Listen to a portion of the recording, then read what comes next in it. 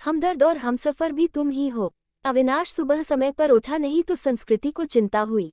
उसने अविनाश को उठाते हुए उसके माथे पर हाथ रखा। माथा तप रहा था। संस्कृति घबरा उठी। अविनाश को तेज बुखार था। 2 दिन से वह खांस भी रहा था। संस्कृति ने कल इसी वजह से उसे ऑफिस जाने से मना कर दिया था, मगर आज तेज बुखार भी था। उसने जल्दी से अविनाश को दवा खिलाकर माथे पर ठंडे पानी की पट्टी रखी। संस्कृति और अविनाश की शादी को अभी ज्यादा वक्त नहीं गुजरा था। 2 साल ही हुए थे। पिछले साल तक सास ससुर साथ में रहते थे, मगर कोरोना में संस्कृति की जेठानी की मौत हो गई तो सास ससुर बड़े बेटे के पास रहने चले गए। उसके बाद कोरोना का प्रकोप बढ़ता ही गया। पिछले कुछ समय से टीवी चैनल्स पर दिल्ली के अस्पतालों में कोरोना से जूझने वालों की हालत देखकर वह वैसे भी परेशान थी। कहीं वेंटिलेटर नहीं तो कहीं ऑक्सीजन नहीं। मरीजों को अस्पतालों में बेड तक नहीं मिल रहा था। ऐसे में अब उनका क्या होगा, ये सोचकर ही वह कांप उठी। जल्दी से उसने माँ को फोन लगाया। माँ, अविनाश को सुबह से बहुत तेज बुखार है, क्या करूं? बेटा, ये समय ही बुरा चल रहा है। राजू भी कोरोना पॉजिटिव है, वरना उसे भेज देती। हम खुद उसकी देखभाल में लगे हुए हैं। तू ऐसा कर, जल्दी से डॉक्टर को बुला और दवाएं शुरू कर। हाँ माँ, वह तो करना ही होगा। मेरी सास की भी तबीयत भी सही नहीं चल रही है, वरना जेठ जी को ही बुला लेती। घबरा नहीं बेटी, धैर्य से काम ले, सब ठीक हो जाएगा, माँ ने समझाने का प्रयास किया। संस्कृति ने पति का कोरोना टेस्ट कराया। तब तक फैमिली डॉक्टर से पूछकर दवाएं भी देती रही।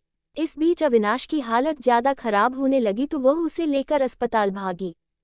2 अस्पतालों से निराश लौटने के बाद तीसरे में मुश्किल से बेड का इंतजाम हो सका। सास ससुर और जेठ भी दूसरे शहर में थे सो मदद के लिए आ नहीं सके।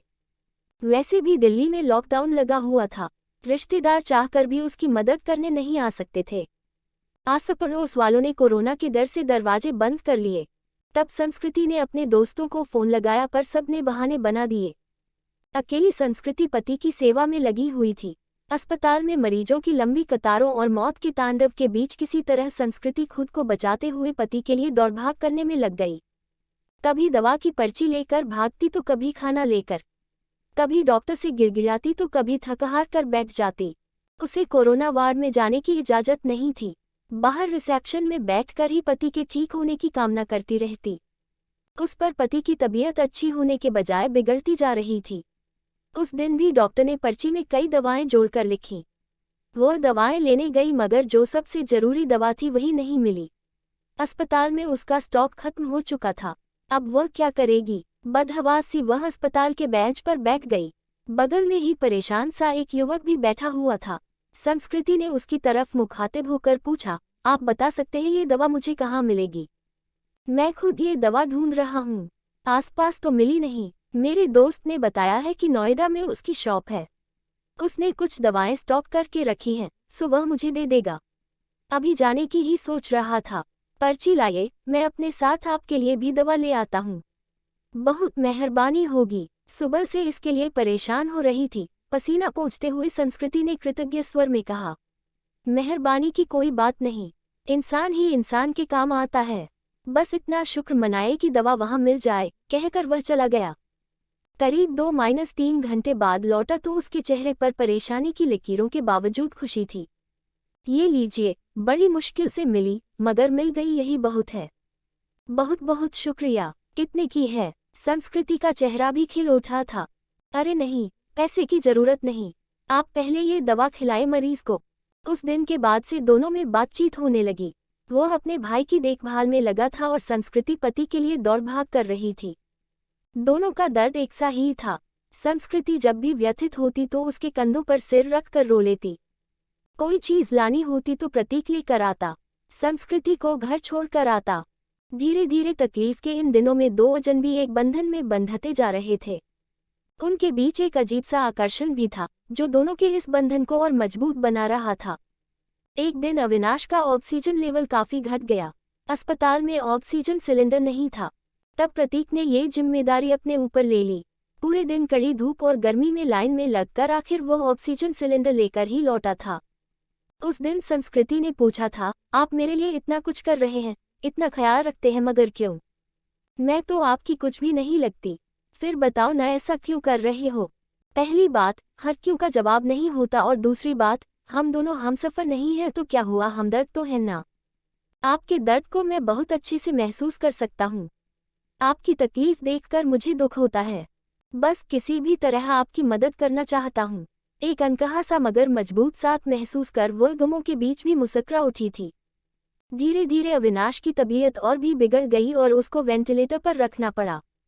अस्पताल में वेंटिलेटर्स की भी कमी थी। कई वेंटिलेटर्स खराब हो गए।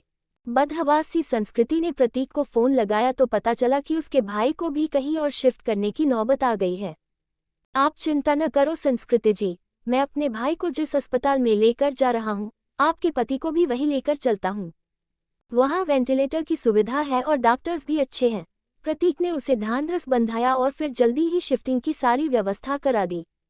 शाम में सब निबट गया तो प्रतीक का हाथ पकड़कर रुंधे गले से संस्कृति इतना ही कह सकी, आप नहीं होते तो पता नहीं क्या होता। मैं नहीं होता तो कोई और होता। अच्छे लोगों की मदद के लिए कोई ना कोई आ ही जाता है। ऐसा नहीं है प्रतीक जी, मैंने अपने दोस्तों, पड़ोसियों और परिचितों सबको देख लिया। इस कठिन समय में कोई भी मेरे साथ खड़ा नहीं। केवल आप हैं जिसे 4-6 दिन पहले तक मैं जानती भी नहीं थी। आज लगता है ऐसे आपके बिना रह ही नहीं सकती। उसकी बात सुनकर प्रतीक ने एक अलग ही नजर से संस्कृति की तरफ देखा और फिर मुस्कुरा कर चला गया। संस्कृति के दिल में अजीब सी बेचैनी होने लगी। वह सोचने लगी कि प्रतीक का साथ इस परेशानी के समय में भी कितना सुकून दे जाता है। अस्पताल में मरीजों के रिश्तेदारों की भागदौड़ और परेशानियों के बीच भी चंद लम्हे वह केवल प्रतीक के बारे में सोचती रह गई। इसी तरह 2-3 दिन और गुजरे। अविनाश की हालत काफी गंभीर थी। फिर एक दिन सुबह सुबह संस्कृति को सूचना मिली कि उसके पति की मृत्यु हो गई है। एक पल में संस्कृति को लगा जैसे वह अधूरी रह गई। उसका सब कुछ छिन गया है। प्रतीक ने जितना हो सका उसे धैर्य बंधाया। कोरोना की वजह से वह पति के शव को घर भी नहीं ला सकती थी। लॉकडाउन लगा हुआ था, घर वालों का आना भी कठिन था। ऐसे में उसे समझ नहीं आ रहा था कि पति को अंतिम विदाई कैसे दे। इस वक्त भी प्रतीक ही उसके काम आया। मुश्किल की इस घड़ी में सबसे पहले उसने संस्कृति को शांत कराया, फिर उसके पति को शमशान तक ले जाने का सही से इंतजाम कराया। संस्कृति के साथ वह शमशान तक गया, फिर संस्कृति को उसके घर छोड़ने आया। संस्कृति लगातार रो रही थी, उसके हाथ पैर कांप रहे थे। प्रतीक समझ रहा था कि उसकी तबीयत खराब है। वह अकेली है, सो अपने खाने पीने को लेकर लापरवाह रहेगी तो और तबीयत खराब होगी। तब प्रतीक ने हाथ पैर धोकर और कपड़े बदलकर उसकी रसोई में प्रवेश किया और सबसे पहले चाय बनाई। संस्कृति के साथ खुद भी बैठकर उसने चाय पी। फिर संस्कृति को नहाने भेजकर खुद दाल चावल बनाने लगा। संस्कृति को खाना खिलाकर उसके लिए सब्जी, फल, दूध आदि का इंतजाम कर और सांत्वना देकर वह वापस लौट गया। 2-3 दिनों बाद जब संस्कृति थोड़ी सामान्य हुई और पति की मौत के सदमे से उबरी तो उसे प्रतीक की याद आई। प्रतीक उसके लिए अपनों से बढ़कर बन चुका था, मगर उसे पता नहीं था कि वह कहाँ रहता है, क्या जॉब करता है। बस एक फ़ोन नंबर था। उसने फ़ोन मिलाया तो नंबर बंद आ रहा था। संस्कृति घबरा उठी। वह प्रतीक से संपर्क करना चाहती थी मगर ऐसा हो ना सका। 2-3 घंटे वह लगातार फ़ोन ट्राई करती रही मगर फ़ोन बंद ही आ रहा था। अब उससे रहा नहीं गया। कुछ सोचकर वह उसी अस्पताल में पहुंची जहां उसके पति और प्रतीक का भाई एडमिट थे। वह रिसेप्शन एरिया में घूम कर प्रतीक को खोजने लगी क्योंकि अक्सर दोनों वहीं बैठे होते थे। फिर वह उसे खोजती हुई कैंटीन में भी गई। हर तरफ चक्कर लगा लिया मगर प्रतीक कहीं नजर नहीं आ रहा था। थककर वह वापस रिसेप्शन में आकर बैठ गई और सोचने लगी अब क्या करे। तभी उसे वह नर्स नजर आई जिससे संस्कृति की जान पहचान हो गई थी। संस्कृति के पति की देखभाल वही नर्स करती थी। संस्कृति उसे अक्सर अम्मा कहकर पुकारा करती। नर्स ने प्रतीक को भी उसके साथ कई बार देखा हुआ था। संस्कृति दौड़कर नर्स के पास गई। दुखी स्वर में नर्स ने कहा, सॉरी बेबी, तुम्हारे पति को हम बचा नहीं पाए। जो लिखा था वह हो गया, पर ये बताओ अम्मा, आपको प्रतीक याद है, जो अक्सर मेरे साथ होता था? उसके भाई का इलाज चल रहा था। हाँ बेबी, उसके भाई की भी तो मृत्यु हो गई। वह खुद भी एडमिट है, उसे भी कोरोना है और जानती हो बेबी, वह तेरे पति वाले बेड पर ही है, बेड नंबर 125। सच अम्मा, आप उसे पहचानती हो ना? हाँ बेबी, पहचानती हूँ।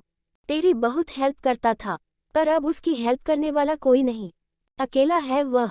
मैं हूं न अम्मा। अब उसके लिए किसी भी चीज की जरूरत पड़े तो मुझे बताना। मैं उसके अटेंडेंट के रूप में अपना नाम लिखवा देती हूँ। ठीक है बेबी, मैं बताती हूँ तुझे। इसके बाद संस्कृति पूरे मन से प्रतीक की सेवा में लग गई। उसके लिए घर का खाना, फल, दवाएं वगैरह लेकर आना, उसकी हर जिम्मेदारी अपने ऊपर लेना, डॉक्टरों से उसकी तबीयत की हर वक्त जानकारी लेते रहना जैसे काम वह पूरे उत्साह से कर रही थी। इस बीच प्रतीक की हालत बिगड़ी और उसे आईसीयू ले जाने की जरूरत पड़ गई। इसके लिए अस्पताल के क्लर्क ने उसके आगे एक फॉर्म बढ़ाया। उसमें मरीज के साथ क्या संबंध है ये लिखकर हस्ताक्षर करना था। संस्कृति कुछ पलों के लिए सोचती रही कि वह क्या लिखे। फिर उसने उस खाली जगह पर पत्नी लिखकर साइन कर दिया। क्लर्क को कागज थमाकर वह खुद में ही मुस्कुरा उठी। 2-3 दिन आईसीयू में रहकर प्रतीक की हालत में सुधार शुरू हुआ और उसे कोविड वार्ड में वापस शिफ्ट कर दिया गया। 7-8 दिनों तक लगातार सुधार होने और रिपोर्ट नेगेटिव आने के बाद उसे डिस्चार्ज भी कर दिया गया। इतने दिनों तक संस्कृति ने भी अपना खाना पीना और नींद भूलकर दिन रात प्रतीक की सेवा की थी। डिस्चार्ज वाले दिन वह बहुत खुश थी। उसने सीधा अपने घर के लिए कैब बुक किया और प्रतीक को अपने घर ले आई। प्रतीक ने टोका तो संस्कृति ने थोड़े शरारती अंदाज में जवाब दिया, मैंने फॉर्म में एक जगह ये लिखकर साइन किया है कि मैं तुम्हारी पत्नी हूं और इसलिए अब मेरा और तुम्हारा घर अलग अलग नहीं बल्कि एक ही होगा। मगर संस्कृति, लोग क्या कहेंगे? लोगों का क्या है प्रतीक, जब मुझे जरूरत थी तो क्या लोग मेरी मदद के लिए आगे आए थे? नहीं न, उस वक्त तुमने मेरा साथ दिया। अब मेरी बारी है। इसमें गलत क्या है? तुम थोड़े ठीक हो जाओ फिर सोचेंगे कि क्या करना है। संस्कृति ने अपना फैसला सुना दिया। करीब 10 दिन संस्कृति ने जी भरकर प्रतीक का ख्याल रखा। हर तरह से उसकी सेहत पहले की तरह बनाने और खुश रखने का प्रयास करती रही। संस्कृति एक संयुक्त परिवार से संबंध रखती थी। ससुराल में धन संपत्ति की कमी नहीं थी। ये घर भी पति के बाद उसके नाम हो चुका था। पति ने उसके लिए काफी संपत्ति और गहने भी छोड़े थे। बस एक हमसफर की कमी थी जिसे प्रतीक पूरा कर सकता था। उस दिन शाम में संस्कृति ने प्रतीक के हाथों को थाम कर कहा, जो बात मैंने अनजाने ही उस फॉर्म में लिखा, क्या हम उसे हकीकत का रूप नहीं दे सकते? क्या मैं तुम्हें अपने हमदर्द के साथ साथ एक हमसफर के रूप में भी स्वीकार हूँ? मुझे लगता है संस्कृति की अब ये बात कहना फजूल है। मतलब ये कि तुम ऑलरेडी मेरी हमदर्द और हमसफर बन चुकी हो। हम हमेशा साथ रहेंगे। तुमसे बढ़कर कोई और मेरा ख्याल नहीं रख सकता, कहकर प्रतीक ने संस्कृति को गले से लगा लिया।